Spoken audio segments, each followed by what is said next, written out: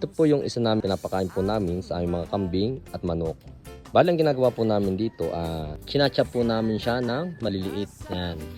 Bali, ito po si Chris, siya po ang kasama ko ngayon. Ang kagandahan po namin, ito yung binibigay namin sa aming mga manok at kambing. Yan po.